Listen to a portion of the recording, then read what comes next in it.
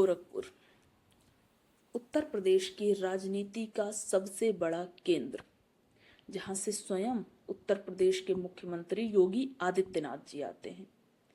पिछले कुछ वर्षों से इस सीट का प्रतिनिधित्व कर रहे हैं भोजपुरी इंडस्ट्री के सबसे बड़े अभिनेता रवि किशन शुक्ला जी। इनका एक बहुत फेमस डायलॉग है, जिंदगी झंडवा फिर भी घमंड भा। लेकिन क्या आपने कभी सोचा है कि इस फिल्मी ग्लैमर के पीछे गोरखपुर की जनता की असली जिंदगी का हाल क्या है? आज हम बात करेंगे रवि किशन के सांसद कार्यकाल के उस रिपोर्ट कार्ड की जिसे मुख्य धारा का मीडिया दिखाना भूल जाता है। सबसे पहले बात करते हैं उस काम की जिसके लिए जनता उन्हें चुनकर दिल्ली भेजा, यानी लोकसभा में उनके प्रदर्शन की। अगर आप संसद के आधिकारिक आंकड़ों को देखें तो रवि किशन जी की उपस्थिति संसद में ठीक ठाक रही है, लेकिन जब बात गोरखपुर के स्थानीय लोगों के मुद्दों की आती है तो उनका रिकॉर्ड बहुत ढीला रहा है।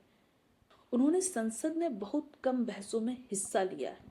उनका ज्यादातर ध्यान भोजपुरी को 8वीं अनुसूची में शामिल करना, फिल्म इंडस्ट्री में नेपोटिज्म और ड्रग्स जैसे मुद्दों पर रहा है। ये मुद्दे जरूरी हो सकते हैं, लेकिन इससे गोरखपुर के बाढ़ पीड़ित या बेरोजगारों का पेट नहीं भरता है। गोरखपुर के विकास का सबसे बड़ा सच तब सामने आता है जब मानसून की पहली बारिश होती है। गोरखपुर स्मार्ट सिटी के सारे दावे ध्वस्त हो जाते हैं, पानी में तैरने लगते हैं। हर साल गोरखपुर के कई प्रमुख इलाके बाढ़ जैसे हालातों से जूझते हैं। ड्रेनेज सिस्टम पूरी तरह ध्वस्त हो जाता है। मामूली बारिश से ही लोगों के घरों में पानी भरने लगता है। हर साल सांसद को करोड़ों रुपए की सांसद निधि मिलती है।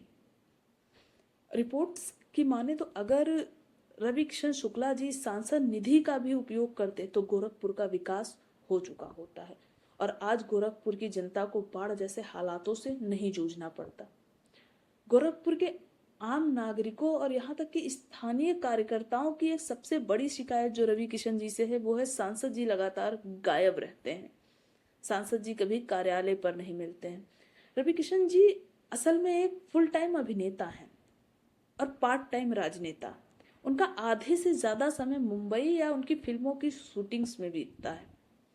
जब जनता किसी भी गंभीर संकट में होती है तो उन्हें सांसद जी नहीं मिलते, बल्कि सांसद जी के प्रतिनिधि मिलते हैं।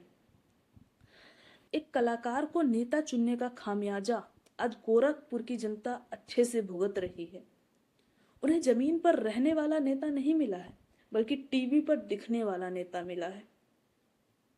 देखिए रवि किशन जी, टीवी पे हीरो बनना आसान है क्योंकि वहां हमें स्क्रिप्ट पहले से लिखी लिखाई मिलती है, रीटेक की गुंजाइश होती है। लेकिन राजनीति में हर दिन आपका इम्तिहान होता है, हर दिन जनता आपसे सवाल करती है और यहाँ कोई रीटेक नहीं मिलता।